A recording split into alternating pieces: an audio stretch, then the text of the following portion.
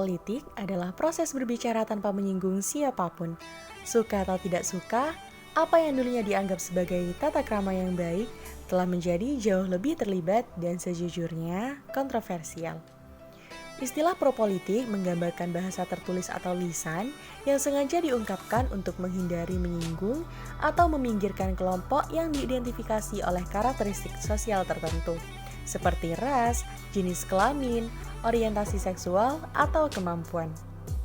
Di luar penghindaran yang jelas dari cercaan terbuka, kebenaran politik juga mencakup penghindaran istilah yang memperkuat stereotip negatif yang terbentuk sebelumnya.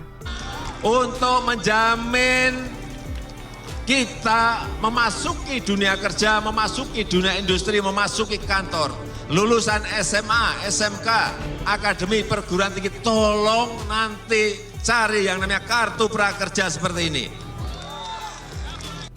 Penghapusan diskriminasi verbal sering dianggap sebagai salah satu tujuan utama dari kebenaran politik. Pendukung proses kebenaran politik atau yang sering kita sebut sebagai pro-politik berpendapat bahwasanya persepsi kita tentang orang lain sangat dipengaruhi oleh bahasa yang kita dengar tentang mereka.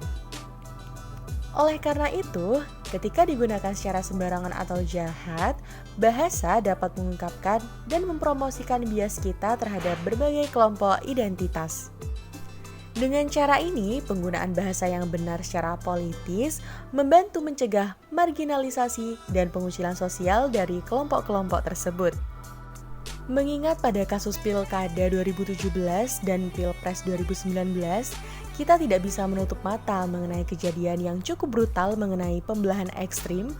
Orang tidak lagi bicara tentang politik identitas, itu soal kemerdekaan politik. Dengan lembaga-lembaga survei yang akal-akalan, yang banyak bohong, ya kan saudara, koalisi kita insya Allah begitu mendapat mandat dari rakyat, kita akan membentuk pemerintah yang bersih dari korupsi sebenarnya. Mengingat pada kasus Pilkada 2017 dan Pilpres 2019, kita tidak bisa menutup mata mengenai kejadian yang cukup brutal mengenai pembelahan ekstrim. Orang tidak lagi bicara tentang politik identitas, itu soal kemerdekaan politik. Identitas itu bukan soal apa yang ada di buku, bukan diskusi-diskusi yang ada di kelas-kelas mahasiswa.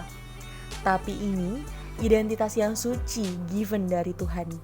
Orang bicara tentang konteks siapapun yang kalah, siapapun yang menang dalam Pilkada Jakarta, itu akan menyisakan luka yang cukup luar biasa. Ada orang yang dikafir-kafirkan, ada orang yang kemudian merasa yang paling Islam, begitupun dengan 2019.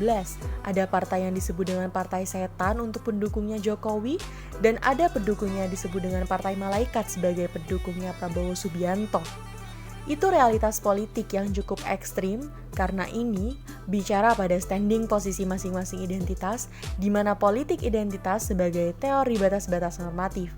Tapi, ada yang bicara bahwa politik identitas itu dalam konteks praktik politik.